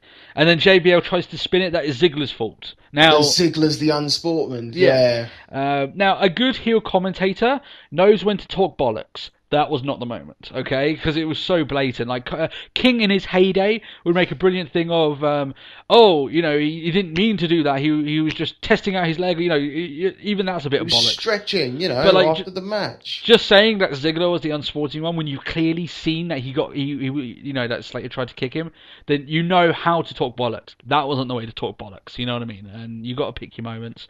That's it. In fact, I think JBL, we were talking about people that are uninspired. It seems like JBL needs a bit of time away from the commentary table. He's just as bad as the rest of them now. I remember when he first came in, it was like a breath of fresh air. He was doing all great fire work. And brimstone, but now it's just like, nah. Yeah, he's like the other two now. Sometimes he'll be insufferable. All the stuff he comes out with. I mean, all the stuff we hear about, this 999 stuff, and all this, sometimes he doesn't know when to do the proper heel, commentary. And El Torito's tail has been ripped off. I mean, it's just stupid. Like, oh my god, it's the biggest thing this year. Yeah, it's. JBL has. I would like him to take a month out and just reinvigorate himself, because he's climb Kilimanjaro again. Yeah, go do that. He's not nearly as good as he was when he first came in. He's like the rest of them now, unfortunately. Sheamus against Orton. Now, we do a segment sometimes on the show. Well, we've only done it once, but every now and then we will do it, called "We Got It Wrong, We Got It Damn Wrong." Now, we don't do a segment called "We Were Right," because I find that incredibly egotistical. But if we did, I would replay a thing that we did ages ago when we said Sheamus winning the US title doesn't mean he's going to have any sort of direction. That guy is desperately needing direction. I'm going to say now, we were right. We're damn right. They've got no direction for the guy. He's not involved in any match at SummerSlam. He hasn't been involved in any storyline since he won that title. They had no direction at all for Sheamus, and it's the same here. He's just wrestling Orton because he's there. That's it. Like, we think Sheamus would be like a challenge for you, so we'll just like... He could wrestle. Yeah. So, no direction for the guy. I hate to say to the people that are like, he's going to win the belt. He's going to, go on this rivalry with like the likes of Cesaro and stuff for the belt. In this point, I really do hate to say we told you so about it, because we don't want to see people without direction. We don't want to see Sheamus doing nothing. He's capable of doing something. And something is sometimes better than nothing when we look at Damien Sandow. That's another person that was on this show, Damien Sandow. Oh, yeah. Wow. Whew. Which is good, by the way. That's it. I mean, what's Portland, Oregon famous for? Maybe WWE couldn't come up with something quick enough, so they just decided. So it's like, nah, not this Or week. maybe they was going to get him come out like Hulk Hogan, because it's Hulk Hogan's thing. I just don't know. I don't want to give them ideas. Why am I doing this? No, don't even think about it. The match itself, technically, in terms of technical wrestling, was good. Whether I was interested in it or not was a different story. Sometimes a match can be very tidy, but there's no... It was a solid enough match. It was a solid enough match, but I wasn't that enthused about watching it. And that was the issue with this. I think Orton and Sheamus does have a lot of negativity just branded onto that actual pairing of them two, because of the stuff that's happened with them before. And they wrestle at a fairly slow pace as well. That's one of the issues with them anyway. But it was a tidy match. Technically, it was sound. But whether or not... this was the main event of the night. This was actually the match that closed off the show. Not closed off the show, I mean the last match on the show. And I have to say, I didn't really care about the meat and bones of the match. The finish itself was good, where he jumped off and got RKO'd, but nothing will beat Evan Bourne jumping off of the turnbuckle and getting RKO'd to shit. No, not at all. I actually went back, I actually stopped the show, I went and checked on YouTube for that. Man, the crowd just didn't know what happened. They were just like, what the fuck? It really was just like a proper, like, the fuck moment. Yeah, it was awesome, and like Orton was quick, man. I mean, because obviously Bourne, he jumps up, and Orton's still selling when selling being hurt. When Bourne is like halfway up in the air, and Orton just gets up and bang. He doesn't even get up that much, but he still does it, and the fans were going mental. It was just so awesome. But still, I did enjoy the finish. It was alright. Not exactly an electric match, anyway. There wasn't many phenomenal matches on this show. There was a lot of mediocre ones. That's it. There was quite a lot to take it and leave it. Yeah, exactly. And unfortunately, for a go-home show, take it or leave it isn't really the sort of things we need. Yeah, exactly. We want something that's really going to sell us. I mean, I did a lot of storyline updates and stuff like that, but in terms of actual in-ring action, wasn't really much to be seen here. If you want to watch a good wrestling show, this was not the one. It was still better than last week. Because last week by far. Last week had fucking horrendous matches. It really did, but still. $9.99. $9.99.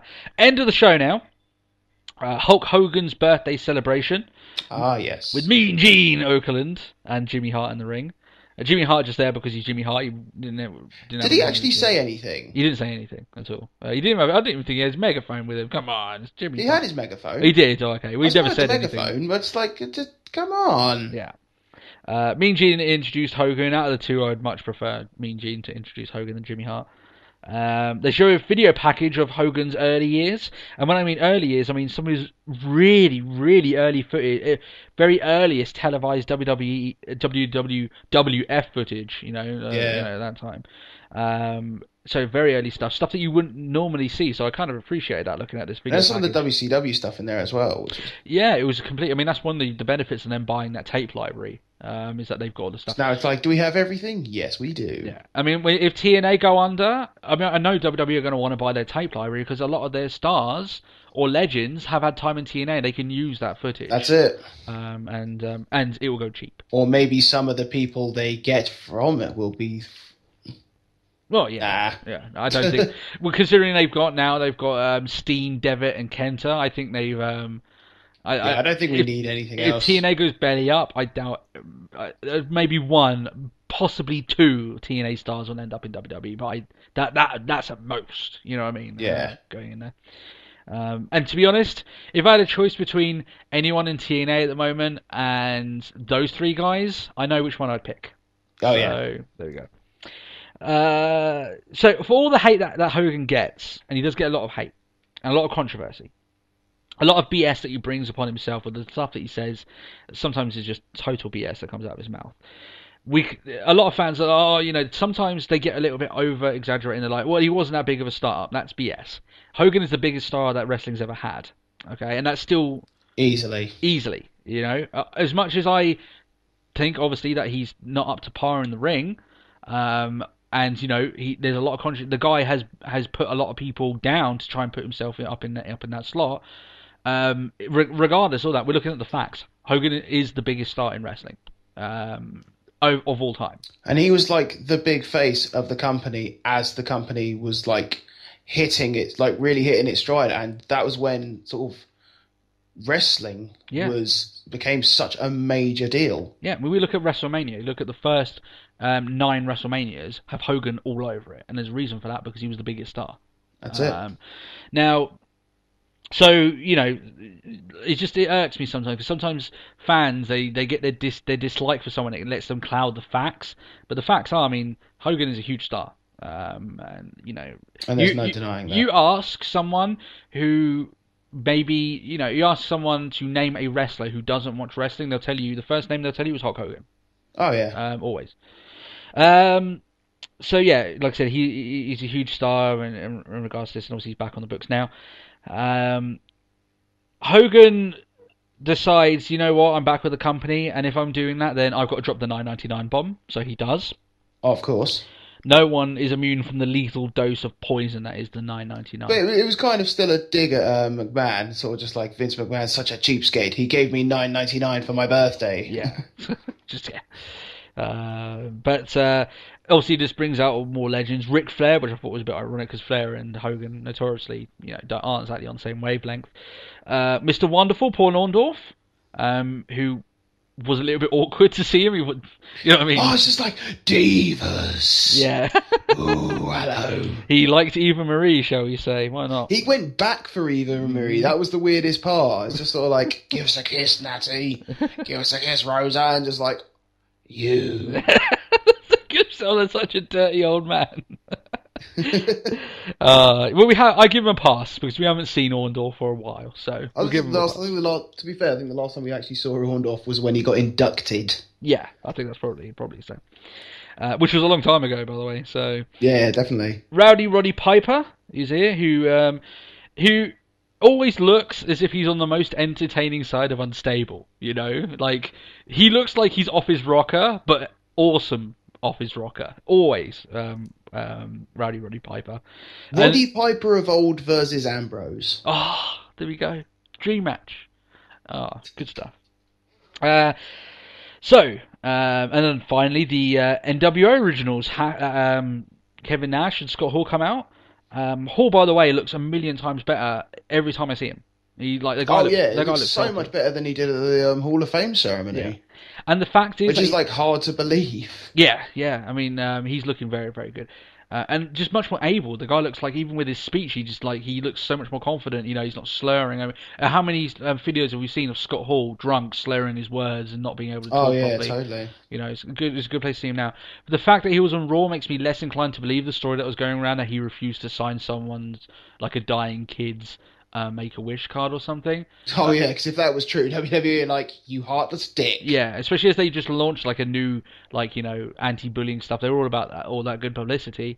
It makes me less inclined to believe it. Still, we've got no proof of it, but because there's no proof of it, I'm not going to condemn the guy before I get proof that he refused to sign this thing. It just sounds like something that Hall wouldn't do. Just why wouldn't you do that? It just seems really strange. That's it. So. Yeah, obviously, this breaks out the Hulkster breaks out the NWO shirt to the black and white. It's just weird seeing the NWO's face. I mean, they've never been face, but still. Nash says that he's done a lot of things in his career, but he hasn't sung "Happy Birthday." And just when things are looking like they're getting a little bit awkward, Brock Lesnar decides he wants to sit on his couch. It did seem to get quite awkward, didn't it? It did, yeah. So I think Brock Lesnar saved us on that fact. He squares up to all the legends. Piper, looking as if he was 20 years younger, he'd take a shot. And yeah, I think if Piper was 20 years younger, he would have taken the shot. Yeah. We talk about. And then, unfortunately, he would have got hurt. Yeah. Yeah. Even Piper in his heyday, I'd still pick Brock Lesnar to win that match. This brings out Cena. For the save. This is after Hulkster, tries squaring up to Lesnar and realizes this guy could probably kill me, to be honest. Yeah. And Cena then comes out, and I'd like to see, because obviously at this point Cena comes up and then Lesnar turns his back to the legends. All I'm thinking is, why turn your back on the dirtiest player in the game? And obviously nothing happened. All I could see is just Ric Flair dropping to his knees quickly and giving the low blow. Yeah, I can see that happening, but it didn't happen. It would end badly. Yeah. Unfortunately, we would then have to probably bear witness to Lesnar just killing a half dozen legends, just eating them. It's his couch, after all. It's his house. So why not? Now they square up. They look like they're going to fight. Lesnar leaves the ring. I would have preferred Lesnar to not to come off as scared of John Cena. You could have easily done the thing. I know they do this sometimes, but they could have done the thing here where they started fighting each other, and because all the wrestlers are on the thing anyway, they all pour into the ring and try and separate these two. They're trying to tease the fact that these two guys want to beat each other. They haven't proper fought each other, and that way you're teasing it. that they're getting separated and they can't. That's it. Yeah. I just thought it was a missed thing. I personally don't like seeing Lesnar back off from these challenges. No. I mean, you got that bit at the end where it's like, I am a mercenary. And it's just like, yeah. Yeah. But, I don't know. I think it would have been good if they sort of brawled a little bit and then pulled off sort of thing. Exactly, yeah. So you're teasing the fight between these two. Yeah. You can even have Lesnar do a few of his MMA, like he's got Lesnar down, and then maybe he's got Cena down, and Cena's trying to fight against it and stuff, and it looks like they're about to get into a big massive fight, and then that's when they get torn off each other. Teases the match. But that's how the show ends anyway, with Lesnar just getting the hell out of Dodge. That's it. Getting the hell out of Oregon. The rest of the party will continue on the WWE Network for $9.99. That's it. Yeah, $9.99. Fucking hell. It's going to continue. Guy, I hate to say it, guys, because I know it makes all of us just roll our eyes. It's going to get worse. This whole 99 stuff, they're not going to stop. They're going to keep doing it. And we said last week that the issue with the network is not that it's $9.99 or the fact we don't know it's $9.99. That's fine. That's great. It's the programming on the show. They need to have more. I've been looking up, because obviously we're going to get the network in about a month and a half time. Are you getting it as part of the UK or? Yeah, apparently they think Ireland is part of the UK. So there's that. No. Which it isn't, as we spoke about last week. Yeah. So I get it on the 1st of October, I think is the same as you guys get it. Yeah. But what I've seen about it, they've got a lineup. They've got Beyond the Ring, then Total Divas, and then something else. It's well, why would I want to watch Total Divas? That's it. Which my wife is watching, and she told me about the stuff that happened on the latest episode, apparently about I don't know, some crap about someone had their hair done, or I don't care. Regardless, it was that boring. I wasn't that it wasn't worth remembering. It was definitely one of those just like... I'm remembering now, it was about one of them feeling like they were fat.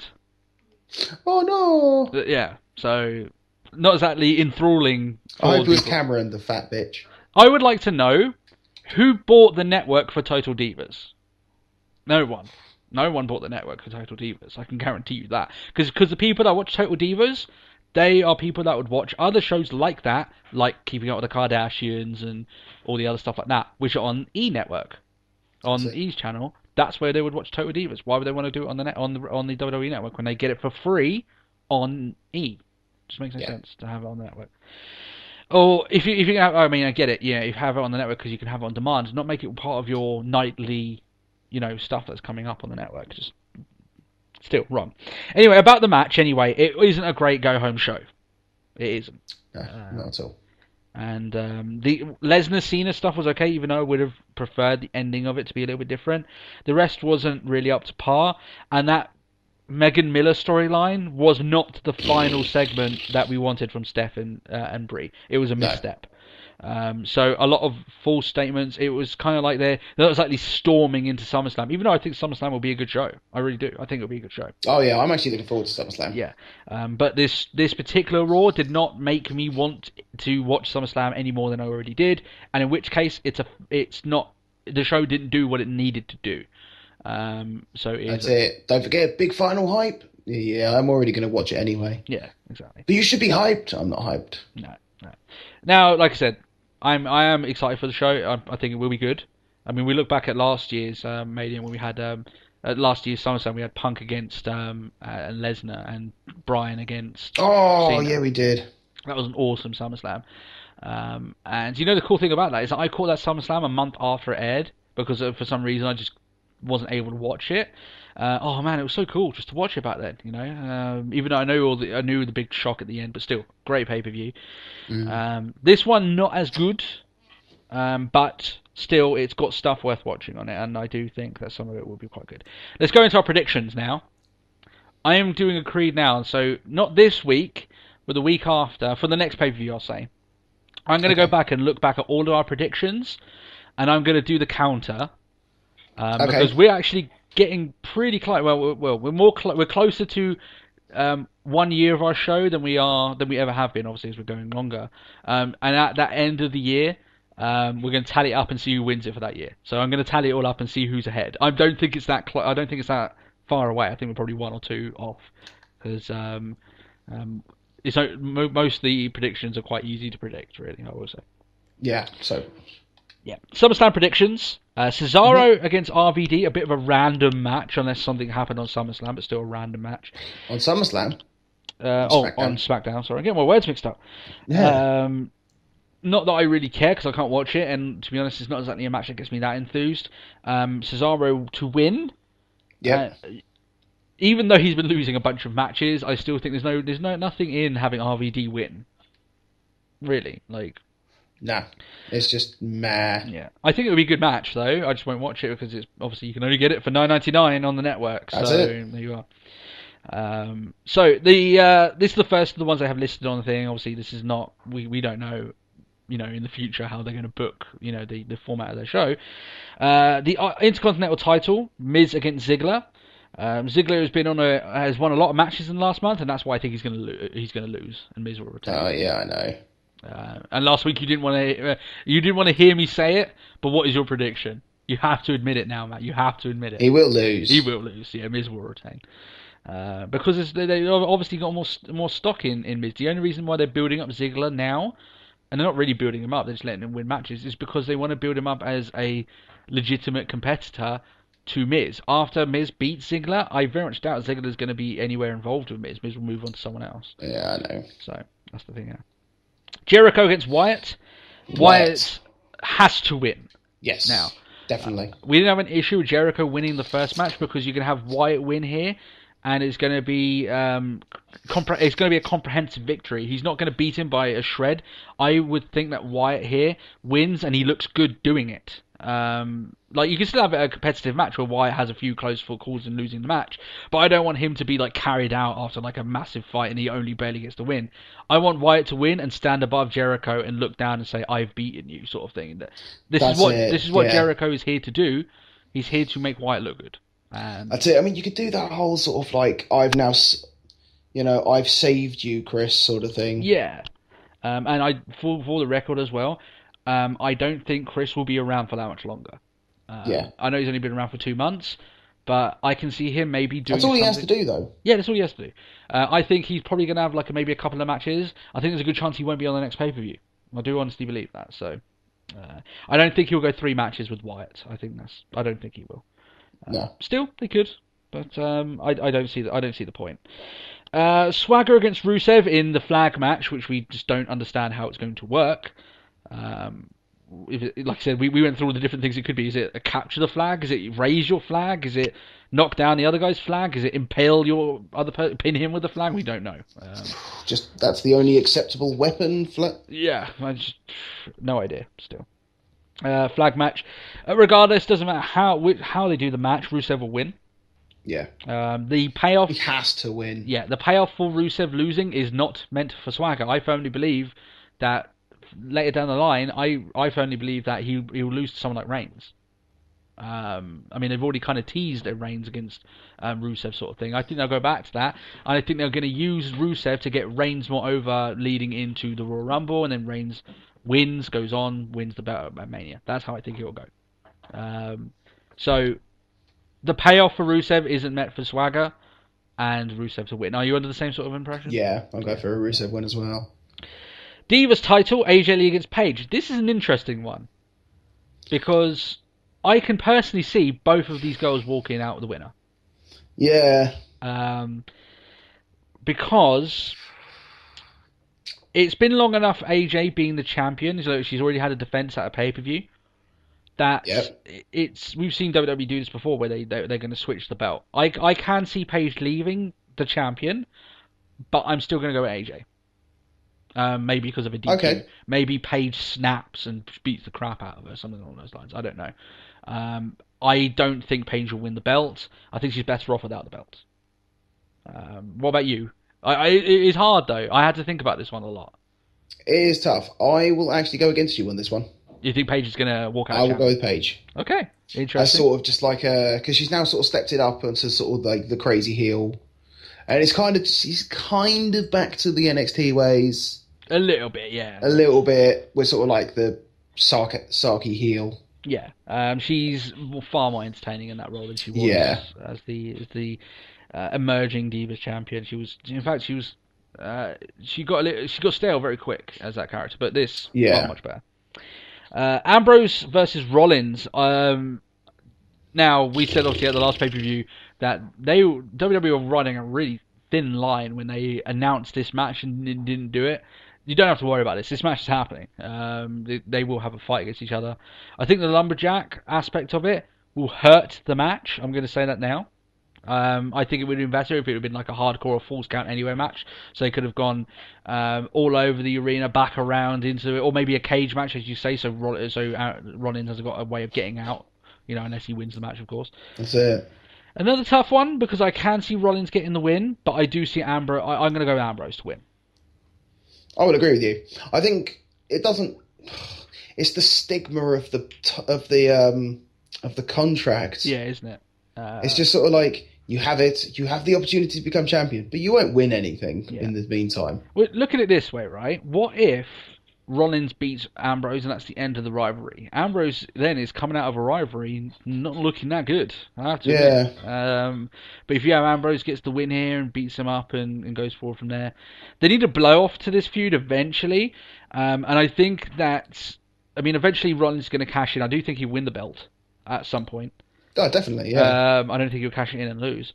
But obviously he's going to do it when Ambrose is not there, not able to break it up, and that way it's much easier to remove them away from each other at that point, because you can't stop Rollins then after he's won the belt. He's won the belt then. So yeah, that's it. I do think Ambrose will win, and like I said, I do think the lumberjack will hurt the match personally. How many times have we seen Rollins do these crazy dives out of the ring and do all this other stuff? And even Ambrose is pretty good at fighting outside the ring, making it into a brawl. But the whole thing about this match is that they're not going to be able to leave the ring. They're going to get thrown back in. So, not exactly great.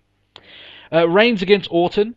Reigns. All day. The reason why they're pairing him against Orton is to give Reigns the win. That's the point.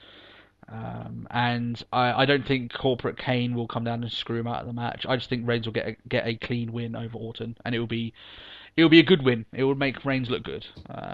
This match, however, I will give a warning to, has a big chance of maybe bombing. And I will say that, because if they wrestle too slow, they're in a big chance where the fans might turn on them. Because Orton, he's got that nature of him already. So you're already running a risk in a big match situation of Orton, of having the fans turn against Orton, and in turn them turning on the match. And Reigns, if he goes along with Orton's pace, he's opening himself up to that. So, word of warning, you could have this match shit on a little bit, I think, but we'll see. But you're under the same sort of thing as me, Reigns to win. Yeah, definitely. Yeah. It needs to pay out for it. Yeah, I mean, there's no reason in Orton winning. Doesn't do anything for Orton, and it damages Reigns. So you got to go this way. That's it. Brie Bella against Stephanie McMahon. This won't be a match. It will be an attraction. Am I meant to care? I think the build-up has been better than it could have. It's been better. It could have been worse. I think the build-up towards this, could have been better. It could have been better, yeah. But it could have, knowing WWE, they could have sandoized it, So it's not yeah, that is true. It won't be a wrestling match. You have to take this opinion. People are going to be like, people are going to look at this match and be, oh, it wasn't great. It wasn't really a match. It's not meant to be a match. Do you really expect Stephanie McMahon to give you a 5-star wrestling match? Go in with the right sort of expectations. But then, to be perfectly honest, do you expect Brie Bella to give you a 5-star wrestling match? Exactly. Yeah, you got the right point there. Interesting again. I can see both them winning, and I think that. Actually, I'm going to switch. I said that Stephanie was going to win. I can see Brie getting the win because the referee counts it and then Stephanie going ape shit at the referee or something. Yeah. I'm going to change my mind. I literally just changed it right now. I think Brie will get the win. Okay. Or what I could definitely see happening, because WWE obviously want to make more of this whole Megan Miller stuff, is that Megan comes down to the ring during the match, distracts her, Steph gets the roll-up pin. Man, if that happens now, I'll kick myself. I really will. Are you going with Brie anyway? Or? I was going with Brie as well, yeah. Cena against Brock Lesnar. Here we go. The main event for the WWE World Heavyweight Championship. Again, I can see both men walking out. A lot of people are saying this is a foregone conclusion. You can't say that with Cena's in the ring, we can't say for sure Lesnar's going to win because it's Cena. He could win. I'm going for Lesnar. Yeah, I'm going for Lesnar. I think Lesnar will win. He'll become champion, and he'll be champion for a while. The reason I also say that, I think he's one pay-per-view behind Lesnar. And the reason I say this, right, he didn't wrestle Extreme Rules this year. He did the last 2 years that he's been with the company. So technically, he's a pay-per-view he's got a pay-per-view in the bank when it comes to WWE. Like, WWE could have got one pay-per-view to call on him for. If you look at it in that sense, if they still got the same contract. So maybe they're cashing it now. They're going to make him wrestle Survivor Series as a champion, and the main, the big event at the next pay-per-view will be, okay, who's going to be the number 1 contender? And that way they can have it without Lesnar being around so often. They can have still Layman parading around with both the belts. It's doable. People are saying he's not going to win because he's part-time. I disagree. Yeah, I think there's a good chance he can. More than likely, they can still make it work. Yeah. So yeah, the idea of him being a part-time champion, I can see it happening personally, and I think it is more likely that he will win the belt. I'm going with Lesnar for my prediction. Yeah. But the idea of Cena, you can never, like I said, you can't count out Cena. Like, you really can't. So there's our predictions anyway. I think it's good. I think the Lesnar Cena match will be good, better than the Lesnar Undertaker match. Yeah, definitely. And I think that the Jericho Wyatt match is one to look out for. I think that could be very, very good if they do it right. If anything, that probably is my main event. Well, the Jericho Wyatt. Yeah. I think they could do a better match than they did at the last pay-per-view. But definitely. We'll see how it goes from there. So there's our predictions for SummerSlam. Leave your predictions in the comment section if you want to as well. You can play the game alongside us. That's it. So to speak. And Yeah, but there's nothing else at the end of the show. I always feel weird on prediction shows because we, it just ends there abruptly. Well, we could end it this way. I've found the 2K15 roster so far. Ah, yeah, a few interesting additions to that, isn't there? Really? It's saying full roster coming soon, and I'm just like... Well, CM Punk is in... Punk's in it. Del Rio obviously is in it, where you can kind of... Yeah. I don't think Ray was in it. No, Ray Mysterio isn't. Oh, no, there he is. Yeah. Cameron and Naomi are in it. I a quick look on it just before I came along. So Funkadactyls. No Eva Marie though. I'll check that. Like we've got Tyson Kidd. Like when was the last time Tyson Kidd was on Raw? Yeah, and Justin Gabriel. That's it. For anyone that which kind of implies me to think we might get NXT. Yeah, they did announce that they're going to have NXT as the career mode. Yeah. So you go through NXT first. However, I'm not getting WWE 2K15. The reason being is because the career mode is only for next-gen consoles only, so we don't get it because I don't have a next-gen console. So currently the pair of us could literally just do matches or not actually play the game. Yeah, it's just, nah. I haven't bought a WWE game in a while, and when they pull that sort of crap, I was actually interested for the career mode part, but no, not that interested. So... we'll wrap up the show there, give you a few of our little plugs. A few things I want to let you guys know about. There is a guy, talking of wrestling games actually, there's a guy that does videos for Machinima where he does these custom dream match promos and matches. His name is BJ Grand. I've been a fan of his work for a while. It's really good video editing. That's the reason why I like it anyway. Go check his stuff out. He's just recently done a new video where he's done a WrestleMania of dream matches, and we're talking about like NWO against the Shield, and stuff like that. It's just awesome stuff. So go check his stuff out. It's length. It's literally a full WrestleMania. It's a full 3 hours. Like the first part was an hour and a half. So it's good stuff. It's good stuff. Yeah. Also, as well, if you are gaming in kind, me and Matt also do a gaming podcast on occasion. I'll leave a link to that as well. And who knows, we might talk about a wrestling game every now and then. And if you did enjoy this podcast and you're new, subscribe. That way you won't be able to miss any future episodes. Me and Matt, I'm going to say it quite now because we always end up doing it. There'll be one in the week. There will be one in the week where we review SummerSlam, so you can expect 2 next week for you guys. Let's talk more wrestling for you guys next week. We will review the show. And as you said, if you did enjoy the show, then continue to support, guys. We really do appreciate it. Leave a comment if you want to ask us any questions. Like I said, you can follow us on @TalkWrestlePod. We can always do more followers on there. And if you want to ask any question and get it answered quicker than it would do on the YouTube page, then the Twitter is the best place for that. There's no getting around that. You will get a much quicker response. Yeah.